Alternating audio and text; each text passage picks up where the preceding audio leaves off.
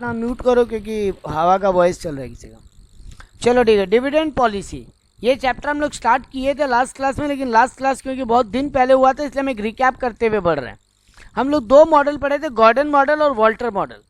दोनों ही मॉडल ये बोलता है कि अगर तुम्हारा आर के ई से बड़ा हो, मतलब तुम्हारा अर्निंग का चांस कॉस्ट से ज़्यादा हो, तो डिविडेंड मत बांटो, पूरा का पूरा पैसा को बिजनेस में री इन्वेस्ट कर दो। फॉर्मूला था गॉर्डन मॉडल का, P0 निकालना था, प्राइस ऑफ द शेयर। ये जज कैसे करें कि डिविडेंड बांटना सही है कि गलत है? अगर शेयर का प्राइस ऊपर जा रहा है डिविडेंड बांटने के बाद तो डिविडेंड बांटो, और अगर शेयर का प्राइस नीचे जा रहा है डिविडेंड बांटने के बाद तो डिविडेंड मत बांटो। तो हम लोग market price of the share से ये जज करते हैं कि डिविडेंड पॉलिसी कौन सा बेटर है। तो गॉर्डन मॉडल का फॉर्मूला था P0 equals to E1 into 1 minus B whole divided by KE minus BR। E1 का मतलब हो गया earning per share, 1 minus B का मतलब होता है रिटेंशन रेशियो, 1 माइनस बी का मतलब पे आउट रेशियो। बी का मतलब कितना पैसा रोक के रख रहे हो, 1 माइनस बी मतलब कितना पैसा पे आउट करो as a dividend, divided by KE मतलब cost of capital, minus B into R. B का मतलब वही रिटेंशन और आर का मतलब इंटरनल रेट ऑफ रिटर्न, मतलब तुम्हारा कमाने का ताकत कितना है, तुम कितना परसेंटेज कमाई कर रहे हो। इस फॉर्मूला से P0 निकलता है। अब अगर आर ग्रेटर देन KE है तो ऑलवेज बोलो कि डिविडेंड मत बांटो, पैसा बिजनेस में इन्वेस्ट करो। और तुम देखोगे जब आर ग्रेटर देन KE है और अगर तुम डिविडेंड बांट रहे हो तो तुम देखोगे तुम्हारा शेयर प्राइस बहुत लो आ रहा है, और डिविडेंड नहीं बांट रहे हो तो शेयर प्राइस हाई आ रहा है। तो ये इस बात का प्रूफ है कि आर ग्रेटर देन KE हो तो डिविडेंड मत बांटो, क्योंकि आर ग्रेटर देन KE होने पे डिविडेंड अगर नहीं बांट रहे हो तो शेयर का प्राइस हाई रह रहा है, जो कि अच्छा सिग्नल है। वैसे ही वॉल्टर मॉडल का फॉर्मूला है P equals to D plus R by KE into E minus D. E का मतलब अर्निंग पर शेयर, डी का मतलब डिविडेंड, आर का मतलब rate internal rate of return, KE का मतलब cost of capital, whole divided by cost of capital whole divided by KE। ये मेरा फॉर्मूला है वॉल्टर मॉडल का। यहाँ पर भी वही कहानी है, अगर आर ग्रेटर देन KE है तो डिविडेंड मत बांटो, और आर अगर लेस देन KE है तो पूरा डिविडेंड बांट दो। हम लोग लास्ट क्लास में ये इस पर सम किए भी थे और ये जस्टिफाई भी किए थे कि गॉर्डन और वॉल्टर मॉडल दोनों ये बात बोलता है, आर ग्रेटर देन KE हो तो डिविडेंड मत बांटो, रिटेन करो, आर लेस देन KE हो तो पूरा डिविडेंड बांट दो, पूरा अर्निंग को डिविडेंड के रूप में बांट दो, रिटेन मत करो। और हम लोग ये देखे भी थे कि एक केस में शेयर का प्राइस बढ़ रहा है, एक केस में शेयर का प्राइस घट रहा है। आज आते हैं उस तीसरे मॉडल के ऊपर, MM model, Modigliani and Miller model, Modigliani and Miller model. MM model के नाम से ये फेमस है। ये बोलता है ये डिविडेंड पॉलिसी इररिलेवेंट है, आप बांटो मत बांटो कोई फर्क नहीं पड़ता। क्यों ये बात बोलता है? ये बोलता है कि डिविडेंड बांटो या मत बांटो, वैल्यू ऑफ द फर्म जो है वो अल्टीमेटली वही रहेगा। कैसे ये बोलता है ये बात? ये बोलता है अगर आप डिविडेंड बांटे तो शेयर होल्डर को डिविडेंड मिल गया, और अगर नहीं बांटे बिजनेस में रिटर्न किए तो शेयर का प्राइस बढ़ा तो वो वहां से कमा लिया, अल्टीमेटली शेयर होल्डर को फर्क पड़ा नहीं। कंपनी का value of the firm, value of the firm company का हमेशा सेम रह जाएगा, तुम डिविडेंड बांटो या मत बांटो। यानी ये बोलना चाहते हैं कि डिविडेंड बांटना या नहीं बांटना इररिलेवेंट डिसीजन है, इस पर ज़्यादा माथापच्ची का दरकार नहीं है। इस बात को ये साबित करने के लिए दो फार्मूला लिया। पहला फार्मूला में दिया है P0 equal to P1 plus D1 whole divided by 1 plus KE। Actually में देखो निकालना P0 है, तुमको दिखाई दे रहा होगा कि P0 निकल रहा है इस फॉर्मूला से, बट एक्चुअली में इसमें निकालना P1 है। हमको मेरा पहला काम होगा P1 निकालना, क्योंकि हमको अगले फॉर्मूला में वो P1 यूज करना है। तो एक्चुअली में MM अप्रोच का फॉर्मूला एक ही है जो वैल्यू ऑफ द फर्म का सेकंड फॉर्मूला दिख रहा है नीचे में, N plus change in N whole multiply by P1 minus I plus E divided by 1 plus KE। Actually में ये वैल्यू ऑफ द फर्म का फॉर्मूला है, और तुमको ये जस्टिफाई किया जाएगा, हम दिखाएंगे कि वैल्यू ऑफ द फर्म बदल नहीं रहा है, भले ही तुम डिविडेंड बांटो या डिविडेंड मत बांटो। ये बात अभी हम जस्टिफाई करेंगे। तो value of the firm he MM approach का फॉर्मूला है। वैल्यू ऑफ द फर्म का फॉर्मूला क्या है दोबारा बोलते हैं, N plus change in N, या N का मतलब नंबर ऑफ शेयर है, तो N plus change in N whole multiply by P1। P1 का मतलब current price of the share जो ऊपर वाला फॉर्मूला से निकलेगा, minus I plus E, I का मतलब इन्वेस्टमेंट, E का मतलब earning, whole divided by 1 plus KE। Whole divided by 1 plus K E. ये फॉर्मूला है वैल्यू ऑफ द फर्म का। वैल्यू ऑफ द फर्म का सिंबल एक और भी है, NP0 भी बोलते हैं।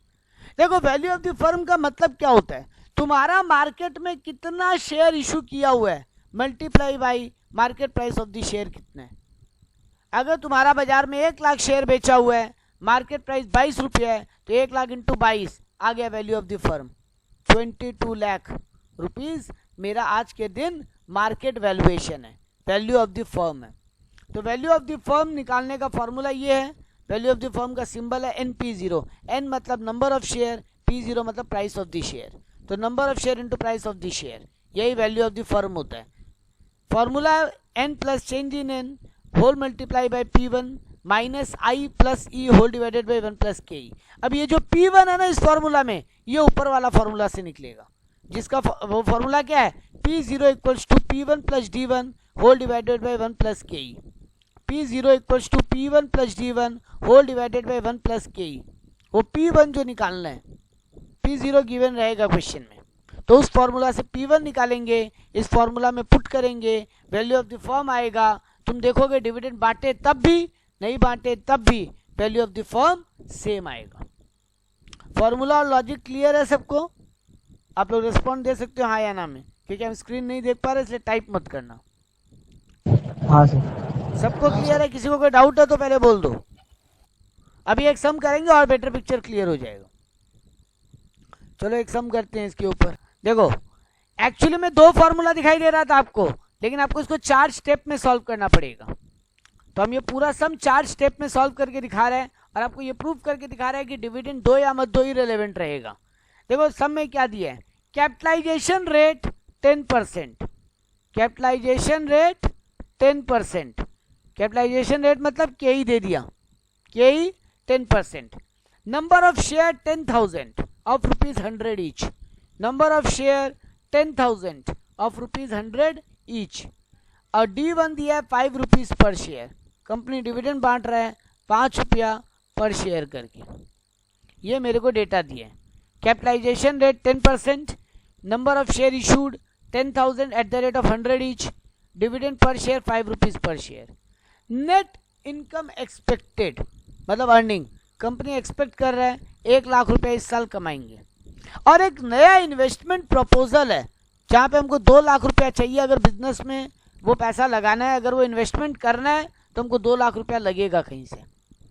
ये डेटा हमको दिया है, कैपिटलाइजेशन रेट यानी के ई दे दिया, नंबर ऑफ शेयर दे दिया, D1 दे दिया, ई दे दिया मतलब net expected earning, investment proposal बता दिया, आई बता दिया, मतलब मेरे को बोला calculate value of the firm.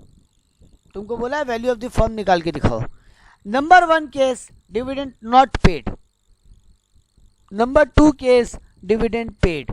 तुमको दिखाई देगा कि दोनों में value of the firm almost similar आएगा। ऑलमोस्ट वर्ड यूज किया है, 150 रुपये ऊपर नीचे आ सकते हैं, ऑलमोस्ट सिमिलर आएगा। और तुम प्रूफ करोगे कि MM अप्रोच सही बोलता है, डिविडेंड बांटो या मत बांटो, दोनों ही केस में value of the firm same आ रहा है। तो गॉर्डन और मिलर मॉडल में हम प्राइस ऑफ द शेयर निकालता था, market price of the share, और यहाँ वैल्यू ऑफ द फर्म निकाल के हम अपने बात को प्रूफ करते हैं। तो देखो पहला स्टेप क्या था, वही सर P1 निकालो।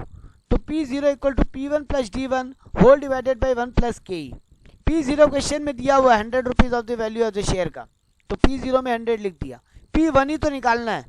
पहला केस क्या है, डिविडेंड नॉट पेड, मतलब D1 0 है, तो देखो हम D1 0 लिखे हैं, whole divided by 1 plus K E. Cost of capital कितना है 10% यानी 0.1, तो 100 equals to P1 plus 0 whole divided by 1 plus 0.1। Solve किए मेरा P1 आया 110, सॉल्व किए मेरा P1 आया 110। अब एक बार डायरेक्ट स्टेप 4 देखो, हम स्टेप 4 में क्या लिखा है, value of the firm. Step 4 में लिखा है वैल्यू ऑफ द फर्म, वही फॉर्मूला लिखा है, N plus change in N multiply by P1 minus I plus E whole divided by 1 plus K E. अब ये जो स्टेप 4 सॉल्व करना है उसमें क्या क्या गायब है सर, एक तो आपका N तो आपको पता है, नंबर ऑफ शेयर 10,000 है, चेंज इन N आपको चाहिए, I और E आपको मोटा मोटी पता है, I और E आपको मोटा मोटी पता है। तो देखो हम लोग पहले एक बार स्टेप 2 में निकाले, हमको फंड का रिक्वायरमेंट कितना है। सर फंड का रिक्वायरमेंट कितना है वो तो क्वेश्चन में दिया हुआ है, कितना दिया हुआ क्वेश्चन में फंड का रिक्वायरमेंट नया इन्वेस्टमेंट करने के लिए? फंड का रिक्वायरमेंट कितना दिया हुआ नया इन्वेस्टमेंट प्रपोजल के लिए? सर 2 लाख रुपया सर। लेकिन आपके पास पहले से है कितना अर्निंग? 1 लाख। तो यानी आपको 1 लाख और कितना चाहिए? 1 लाख और 1 लाख और चाहिए इस इन्वेस्टमेंट प्रपोजल, इसीलिए स्टेप 2 सॉल्व करना पड़ा। तो देखो हम स्टेप 2 में क्या लिखा, fund required for investment, earning already 1 lakh, dividend हम कितना बांट रहे हैं सर? 0 बांट रहे हैं। तो आपको 2 लाख रुपया चाहिए था, 1 लाख आपके पास अवेलेबल है और 1 लाख आपको कहीं से जुगाड़ना है। तो स्टेप 3 में हम निकाला वो चेंज इन एन, स्टेप 3 में हम चेंज इन एन निकाला। नंबर ऑफ, देखो क्या फॉर्मूला लिखा, number of share required to be issued, नया इन्वेस्टमेंट के लिए शेयर इशू करना पड़ेगा मतलब, तो कितना शेयर इशू करेंगे? मेरा market price of the share कितना है अभी? 110 रुपया। P1 हम निकाले हैं अभी अभी स्टेप 1 में 110, तो fund required 1 lakh, market price of the share 110, यानी सर आपको 909.09 मतलब लगभग 909 शेयर आपको और इशू करने पड़ेंगे। 909 मेरा चेंज इन एन होगा, मतलब नया एन 909 होगा। ठीक है, तो अब आ जाओ स्टेप 4 को सॉल्व करने के लिए। N plus change in N multiply by P1 minus I plus E whole divided by 1 plus K E, ये मेरा फॉर्मूला है। एन कितना है? ऑलरेडी 10,000। चेंज इन एन अभी अभी निकाले 909, P1 स्टेप 1 में निकाले हो 110 माइनस आई प्लस ई, आपको इन्वेस्टमेंट कितना चाहिए? 2 लाख, आपका अर्निंग कितना ऑलरेडी 1 लाख, तो minus 2 lakh plus 1 lakh whole divided by 1 plus 0.1। Solve किए तो मेरा वैल्यू ऑफ द फर्म आया 9,99,990, 9,99,990 यानी अप्रोक्स 10 लाख आया। क्लियर है ये सबको? कोई का कोई डाउट? सर पता है अगर हम लोग 1 लाख डिवाइड बाई 110 करेंगे तो जो पॉइंट में आएगा ना 909.0909 पूरा जो पॉइंट में आएगा, अगर वो पूरा नंबर लेके करे तो पूरा 1 लाख ही आ रहा है। हाँ पूरा 10 लाख आ रहा है, मतलब 0.1 का डिफरेंस है, वो पूरा 1 लाख ही आ रहा है। वो आने दो, हम इसीलिए बोले कोई फर्क नहीं पड़ेगा आपको, हम इसीलिए हम पहले बोल दिया था आपको एग्जैक्ट आंसर मैच नहीं करवाना है, आप अप्रोक्सीमेटली ये प्रूफ करने जा रहे हो कि इररिलेवेंट है डिविडेंड डिसीजन। अब आओ केस 2 के ऊपर, क्या बोला है केस 2 आपको? Dividend paid. तो देखो पहला हम क्या किए, पहले हम वही P1 निकाले, स्टेप 1 दोबारा सॉल्व किए केस 2 के लिए, वही P0 equals to P1 plus D1 whole divided by 1 plus K E. P0 मेरा 100 है, P1 हमको निकालना है, इस बार डिविडेंड दे रहे हैं कितना? 5 रुपया, D1 दिया हुआ था क्वेश्चन में 5 रुपया, whole divided by 1 plus 0.1। Solve किए, मेरा P1 आया 105 रुपया, प्राइस ऑफ द शेयर 105। अगर तुम यही कंपेयर करते, तुम बोलते डिविडेंड नहीं देना बेटर है, तुम्हारा P1 आ रहा था 110 जबकि इसमें P1 आ रहा है 105, लेकिन MM बोलता है वैल्यू ऑफ द फर्म पे कोई फर्क नहीं पड़ेगा भले market price of the share बदल जाए। कैसे? देखो साबित किया। स्टेप 2 सॉल्व किए, कितना फंड का रिक्वायरमेंट है मेरे को? मेरे पास अर्निंग है 1 लाख, हम डिविडेंड के रूप में 5 रुपया पर शेयर बांटेंगे, तो 10,000 इंटू 5 हम 50,000 रुपया डिविडेंड में बांट देंगे, तो मेरे पास अर्निंग बचा कितना? 50,000। मेरे को इन्वेस्टमेंट कितना चाहिए नया प्रपोजल में? 2 लाख, तो मेरे को एक्स्ट्रा फंड कितना जुगाड़ना पड़ेगा? 1.5 लाख।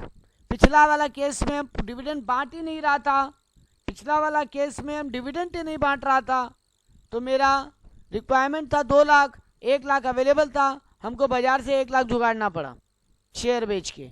बट यहाँ हमको 2 लाख चाहिए, मेरे पास अर्निंग 1 लाख है, 50,000 तो हम डिविडेंड भी बांट रहे हैं, तो मेरे पास अर्निंग तो अब 50,000 ही बचेगा, चाहिए 2 लाख रुपया, तो हमको 1.5 लाख बाजार से जुगाड़ना पड़ेगा। तो number of share, step 3 number of share निकाले, 1.5 lakh divided by 105 market price of the share, अभी अभी निकाले हैं स्टेप 1 में 105, तो 1.5 लाख डिवाइडेड बाई 105 1429 अप्रॉक्सीमेटली आएगा। 1429 शेयर हमको इशू करने ही पड़ेंगे बाजार से पैसा उठाने के लिए। तो अब स्टेप 4 सॉल्व करो, वही 10,000 N plus change in N into P1, तो 10,000 plus 1429 into 105 minus I plus E, I मतलब कितना इन्वेस्टमेंट चाहिए? 2 लाख, ई मतलब कितना अर्निंग है already 1 lakh, divided by 1 plus K ई यानी 1 प्लस 0.1 यानी 1.1, सॉल्व किए, मेरा अप्रॉक्सीमेटली आंसर आया 10,40,000 मतलब वही अप्रोक्सीमेटली 10 लाख। तो देखो MM अप्रोच ये साबित किया कि आपका वैल्यू ऑफ द फर्म में बहुत ज़्यादा कोई बड़ा चेंज नहीं आएगा। अप्रोक्सीमेट 40-50 रुपया तो पॉइंट्स के कारण आ रहा है, अगर पॉइंट्स में नंबर नहीं निकलता। पूरा पॉइंट अगर ले रहे तो 0.1 का ही सिर्फ डिफरेंस है, मतलब 99 लाख, मतलब 9 लाख 99 लाख, मतलब घुमा फिरा के 10 लाख ही आ रहे। हाँ जब इतनी बड़ी कंपनी का बात होता है ये 30-40 रुपया या 100 रुपया से लोगों को फर्क नहीं पड़ता। वहाँ 10 रुपया कम आ रहा था 10 लाख में, या 40 रुपया ज्यादा आ रहा है 10 लाख में, मतलब दोनों केस में 50 रुपया का डिफरेंस आ रहा है। तो जब बात हम 10 लाख रुपया का करते हैं तो 50 रुपया का कोई रेलेवेंस नहीं। तो यानी ये बात MM अप्रोच साबित किया कि फर्म का वैल्यू घुमा फिरा के 10 लाख आ जाएगा। तो यानी डिविडेंड दो या मत दो, ये डिसीजन इररिलेवेंट है कंपनी के पॉइंट ऑफ व्यू से। तो स्टेप 1 में हम पहले P0 = P1 + D1/1 + KE solve किए, P1 निकाले उससे। स्टेप 2 में हमको कितना फंड का रिक्वायरमेंट है वो निकाले। स्टेप 3 में कितना शेयर इशू करना पड़ेगा वो निकाले। स्टेप 4 में वैल्यू ऑफ द फर्म निकाल दी। अल्टीमेटली मेरा answer value of the firm था। Ultimately MM approach value of the firm निकालने का बात करता है, लेकिन उसके लिए हमको कुछ स्टेप सॉल्व करनी पड़ी। तो हम अल्टीमेटली आंसर क्या लिखा, thus it can be seen dividend pay out is irrelevant as value of the firm remain same in both the cases. क्या ये क्लियर है सबको? हाँ सर। कोई का कोई डाउट, कोई का कोई क्वेरी इसके ऊपर? अब थोड़ा और सम्स कर ले 2-3 तो, और ये चैप्टर को डन मान सकते हैं हम लोग। स्क्रीन पे कुछ सम्स का नोट शेयर हुआ है आप लोग के? हाँ सर। हाँ सर। चलो ठीक है।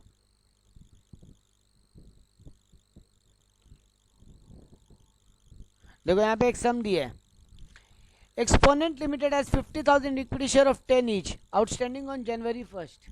एक कंपनी है एक्सपोनेंट लिमिटेड जिसका 50,000 इक्विटी शेयर इशू किया हुआ है, एक शेयर का दाम 10 रुपये है।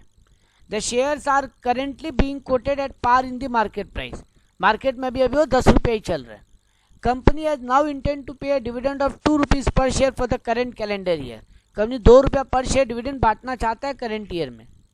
It belong to a risk class who appropriate capitalize rate is 15%। Capitalization rate company का 15% है। Using MM approach assuming no taxes. हाँ, यहाँ पे ये एक थोड़ा सा एजम्पशन है कि टैक्स नहीं है, जबकि इतना कहानी में टैक्स भी कहीं ना कहीं इम्पैक्ट करता है, बट ये लोग एक बार टैक्स को इररिलेवेंट मान रहे हैं, टैक्स नहीं है। आपको बोला ascertain the price of the company share as it likely to prevent at the end of the year when dividend is declared and when no dividend is declared. तो पहला क्वेश्चन क्या पूछा है आपसे, प्राइस निकालने बोला है, यानी स्टेप 1 का फॉर्मूला यूज करने बोला है खाली। पहला केस आपको क्या बोला निकालने, प्राइस पर शेयर, यानी आपको P1 निकालने बोला है, P1 निकालने बोला है, तो आपको पहला स्टेप सॉल्व करने बोला है खाली। सेकंड बोला है कि डिविडेंड दे रहे हैं तब और डिविडेंड नहीं दे रहे हैं तब। अच्छा, सेकंड केस बोला also find the number of new equity share that the company must issue to meet the investment requirement of 2 lakh assuming net income of the firm is 1.1 lakh. Assume कर रहे हैं कंपनी का नेट इनकम 1.1 लाख है, company को 2 लाख का एक investment चाहिए, तब कंपनी कितना नया इक्विटी शेयर इशू करेगा। यानी कौन सा स्टेप सॉल्व करने बोला है, स्टेप 3 नंबर ऑफ शेयर्स निकालने बोला, कितना नया इशू करेंगे। ये लोग वैल्यू ऑफ द फर्म निकालने बोला ही नहीं है आपको, तो ये थोड़ा सा क्वेश्चन ठीक से पढ़ लेना कि आपको निकालने क्या मांगा है। तो देखो पहले क्या किया, फॉर्मूला लिख दिया, P0 = D1 + P1 divided by 1 + KE। P0 दिया हुआ है 10 रुपया, डिविडेंड पर शेयर कंपनी कितना देना चाहता है, 2 रुपया। P1 मार्केट प्राइस से निकालना ही है, और K कितना बोला है, 15%, 0.15 मतलब। तो पहला case when dividend is declared, 2 रुपया का 2 रुपया डिविडेंड कंपनी दे रहे हैं, तो प्राइस ऑफ द शेयर निकाला, 10 = D1 + P1 whole divided by 1 + KE। तो 10 = 2 + P1 डिवाइडेड बाई 1 + 0.15, P1 आया 9.5। और दूसरा केस सॉल्व किया when dividend is not paid, P1 आया 11.5। तुम यहाँ तक बोल सकते थे कि डिविडेंड डिसीजन कैसे इरेलेवेंट है सर? वो यही बोल रहा है कि दोनों मॉडल का वो बुराई कर रहा है कि दोनों मॉडल सिर्फ market price of the share देख रहा है। Market price of the share से फर्म को फर्क नहीं पड़ता, फर्म का वैल्यू कितना बन रहा है, बिजनेस का नेटवर्थ कितना बन रहा है, उस पर बहुत कुछ फर्क पड़ता है। अल्टीमेटली वही मैटर करता है। एमएम अप्रोच ये बोलना चाहता है। तो चलो पहला क्वेश्चन सॉल्व हो गया, पहला और दूसरा दोनों। When dividend is declared, case बोला when dividend is not declared.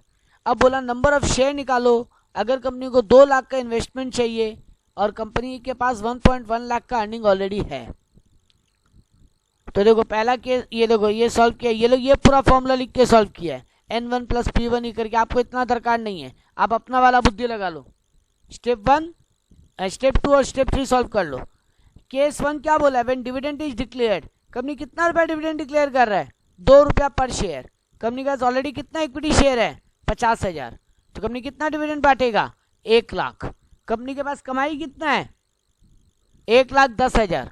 Company के पास कमाई है 1,10,000, उसमें से 1 लाख तो डिविडेंड ही बांट दे रहे हैं। कंपनी को रिक्वायरमेंट कितना है? कंपनी को रिक्वायरमेंट कितना है? 2 लाख का। तो कंपनी को 2 लाख चाहिए और कंपनी के पास है कितना अवेलेबल अगर डिविडेंड बांट दे रहा है तो? 10,000 रुपया। कंपनी के पास 10,000 ऑलरेडी बच रहा है। 1,10,000 का कंपनी को कमाई है, 1 लाख डिविडेंड बांट दे रहा है केस 1 में, तो कंपनी के पास बच कितना रहा है? 10,000। रिक्वायरमेंट कितना है? 2 लाख। तो 2 लाख माइनस 10,000 तो आएगा 1,90,000। 1,90,000 कंपनी को कहीं से चाहिए। कंपनी डिविडेंड जब बांट रहा है तो market price of the share कितना आ रहा है? 9.5। तो 1,10,000, 1,90,000 डिवाइडेड बाई 9.5 रुपया पर शेयर। स्टेप 2 सॉल्व किए। स्टेप 3 कितना आएगा? 1,90,000 divided by 20,000। 20,000 equity share company को इशू करना पड़ेगा। तो ये देखो ये लोग भी सॉल्व किया, 20,000 इक्विटी शेयर आया। तो इनका इतना ही, जो लोग फॉर्मूला कर रहा है आपको करने का दरकार नहीं है। हम आपको 4 स्टेप का थ्योरी दिया है। पहला स्टेप में P1 निकल जाता है, दूसरा स्टेप में कितना फंड का रिक्वायरमेंट है वो निकल जाता है, तीसरा स्टेप में नंबर ऑफ शेयर और चौथा स्टेप में value of the firm. Exam में आपको जो मांगे आप वो वाला स्टेप सॉल्व कर दो। यहाँ पे लोग सॉल्व ही नहीं किया सेकंड केस, आपको एग्जाम में करना चाहिए था। सेकंड केस भी हम लोग करते हैं। चलो, कंपनी को कितना फंड, कंपनी का डिविडेंड नहीं बांट रहा है, कंपनी डिविडेंड नहीं बांट रहा है। अगर कंपनी को कितना रिक्वायरमेंट है फंड का? 2 लाख। कंपनी के पास ऑलरेडी कितना है? 1,10,000 पूरा है सर, डिविडेंड नहीं बांट रहा है, मतलब कंपनी को 90,000 रुपया चाहिए। कंपनी को 90,000 रुपया और चाहिए। और कंपनी का market price of the share कितना है सेकंड केस में? 11.5 रुपया। जब डिविडेंड नहीं बांट रहा है तो कंपनी का market price of the share है 11.5 रुपया। तो 90,000 डिवाइडेड बाई 11.5 रुपया, यानी कंपनी को 7,826 शेयर बांटना, नया बेचना चाहिए फंड रिक्वायरमेंट पूरा करने के लिए। आप लोग चाहो तो इस सब में वैल्यू ऑफ द फर्म दोनों मेथड से कैलकुलेट करके देख लेना, आपका आंसर ऑलमोस्ट सेम आएगा। ये लोग नहीं किया, आप लोग चाहो तो कर सकते। ठीक है, हाँ सर। लास्ट एक और सम देख लेते हैं। इसी टाइप का सम आना है एग्जाम में एमएम अप्रोच पे। Omega company has cost of equity capital of 10%, market value of the firm, यहाँ पे वैल्यू ऑफ द फर्म दे दिया 20 लाख है और कंपनी का 20 रुपीज़ 20 पर शेयर है, मतलब नंबर ऑफ शेयर कितना हुआ? 1 lakh. 20 lakh value of the firm है, ₹20 पर शेयर, तो कंपनी का नंबर ऑफ शेयर हो गया 1 lakh. Assuming value for I new investment, E earnings and D dividend at the end of the year is, I बोला है 6,80,000 और चाहिए कंपनी को। कंपनी के पास कमाई कितना है? 1.5 लाख। कंपनी डिविडेंड कितना बांटना चाहते हैं? 1 रुपया per share. Show under the MM assumption payment of dividend does not effect the value of the firm. ये वो कंप्लीट सम है बेटा। आपको बोला एमएम अप्रोच से साबित करके दिखाओ कि कंपनी का डिविडेंड देना या नहीं देने से फर्क नहीं पड़ता। तो देखो पहला केस में P1 निकाला, कंपनी का value number market price of the share अभी कितना है? 20 रुपया। डिविडेंड कितना बांटना चाहता है? 1 रुपया पर शेयर, तो 1 रुपया प्राइस प्लस P1 ही तो निकालना है सर। और के ही दिया है क्या क्वेश्चन में? हाँ 10%, तो 1 प्लस 0.1 सॉल्व किए, मेरा आया 21 रुपया। सेकंड स्टेप क्या करोगे, कंपनी को कितना फंड का रिक्वायरमेंट है नया इन्वेस्टमेंट के लिए, 6,80,000। कंपनी के पास है कितना रुपया, when dividend is paid solve कर रहे हैं। कंपनी को नया बिजनेस के लिए रिक्वायरमेंट है 6,80,000 रुपया का। कंपनी के पास अर्निंग है 1.5 लाख का, लेकिन कंपनी कितना डिविडेंड बांट रहा है, 1 रुपया पर शेयर। तो 2 लाख शेयर, नहीं कितना शेयर है कंपनी के पास, 1 लाख शेयर है, 1 रुपया करके डिविडेंड बांट रहे हैं, मतलब 1 लाख रुपया कंपनी बांट दे रहे हैं। तो कंपनी का बचा कितना, 50,000 शेयर, 50,000 रुपया बचा कंपनी के पास, 50,000 रुपया अर्निंग बचा, 1.5 लाख का अर्निंग है, 1 लाख डिविडेंड बांट देना चाहते हैं, 50,000 बचा। चाहिए कितना, 680, है कितना 50,000, मार्केट से कितना उठाना पड़ेगा, 6,30,000 बाजार से उठाना ही पड़ेगा। और मेरा प्राइस ऑफ द शेयर कितना है, अगर हम डिविडेंड बांट देते हैं तो 21 रुपया एक शेयर का प्राइस है, तो डिवाइडेड बाई 21, 30,000। कंपनी को 30,000 शेयर और बेचना पड़ेगा, कंपनी को 30,000 शेयर बेचना पड़ेगा। तो ये लोग भी सॉल्व किया, आया 30,000 शेयर। अब वैल्यू ऑफ द फर्म निकाल दिया, n into N, change in N, ये जो ये लोग किया है स्टार्टिंग में, तुमको वो करने का दरकार नहीं है, तुम अपना ही फॉर्मूला यूज करो, n plus change in N into P1 into minus E plus minus I plus C whole divided by 1 plus K E. Solve करोगे वैल्यू ऑफ द फर्म निकल कर आएगा 20 लाख, 20 लाख। अब बोला डिविडेंड नॉट पेड, अगर dividend not paid तो price of the share निकला 22 rupees, P1 निकला 22। अगर डिविडेंड नहीं देता, कंपनी के पास कितना रुपया है, 1.5 लाख, चाहिए कितना था 680, 680 में से 1.5 लाख गया 530, डिवाइडेड बाई मेरा P1 कितना आ रहा है नया केस में 22 रुपीज, तो 5,30,000 डिवाइडेड बाई 22, 24,090 शेयर लगभग चाहिए। तो देखो ये लोग 5,30,000 बाई 22 ही किया, फॉर्मूला में डायरेक्ट पुट कर दिया, तुम लोग अलग से निकाल के भी लिख सकते थे। तो यहाँ पे भी वैल्यू ऑफ द फर्म घूम फिर के कितना आ रहा है, 20 लाख। तो देखो आज के दिन 20 लाख की वैल्यू ऑफ द फर्म है, हाँ सर, सब में दिया था। तुम डिविडेंड नहीं बांट रहे हो तब भी value of the firm 20 lakh ही रह रहे हैं, और तुम डिविडेंड बांट दे रहे हो तब भी value of the firm 20 lakh ही रह रहे हैं। तो ये है MM अप्रोच, जिसमें ये साबित किया जा रहा है। तो एग्जाम में आपको ध्यान से पढ़ना पड़ेगा, आपको निकालने क्या बोला है, आपको क्या वैल्यू ऑफ द फर्म साबित करने बोला है, खाली ये पूछा है नंबर ऑफ शेयर कितना। आप सिंपली वो 4 स्टेप याद रखो, आपको उससे आसान और कुछ नहीं होगा। आपको जो वाला स्टेप तक सॉल्व करने बोला वो वाला स्टेप तक सॉल्व कर दो। सिर्फ मार्केट प्राइस निकालने बोला है, पहला स्टेप सॉल्व कर दो। फंड रिक्वायरमेंट निकालने बोला है, सेकंड स्टेप सॉल्व कर दो। नंबर ऑफ शेयर कितना इशू करेंगे वो निकालने बोला, थर्ड स्टेप सॉल्व कर दो। और वैल्यू ऑफ द फर्म बोला तो चौथा स्टेप तक सॉल्व कर दो।